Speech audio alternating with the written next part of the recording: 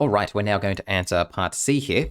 It says, let S of 0, so this right here, be the state matrix that shows the number of students receiving D, C, or P in Year 7 General Maths at the end of 2017. So as you can see, at the end of 2017, 80 students are going to receive a distinction, 100 students are going to receive a credit, and 50 students are going to receive a pass. All of these students completed Year 8 in 2018, so that's next year, with a total of 82 students receiving a distinction. Okay, use this information to determine the value of L in the transition matrix T. All right, so importantly, we have been told that 82 students are going to receive a distinction, and we need to solve for L here. So let's just come and look at our transition matrix here for a moment. We are trying to solve for L here. And what we've been told is the total amount of students who are going to receive a distinction next year was 82.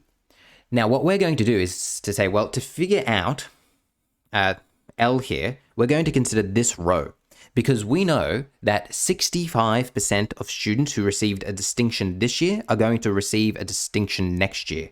29% of students who received a credit this year are going to receive a distinction next year, and L% of students who received a pass this year are going to receive a distinction next year.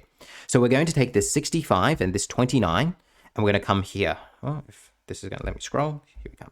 So we know that of these 80 students who receive a distinction this year, 65% of them are going to receive a distinction next year. 100 students who received a credit this year, 29% of them are going to receive a distinction next year. And of the 50 students receiving a pass this year, L% of them are going to receive a distinction next year. And we've taken those values simply from this 65 and this 29 there. So now, if we know that there's a total of 82 students receiving a distinction, we can go 80 times 0.65 plus 100 times 0.29 plus L, sorry, let me go 50 first. 50 times L is going to be equal to 82. All right. Now, what I'm going to do is I'm going to figure out what this part is here.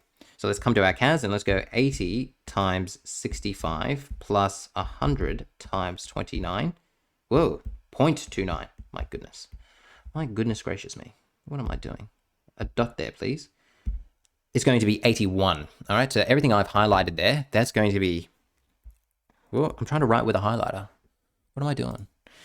81 plus 50 times L is equal to 82. Now, I'm trying to solve for L here. At this point, you could keep rearranging, or you could just go menu 3-1, 81 plus 50 times L is equal to 82, comma L is going to be, Control Enter, that.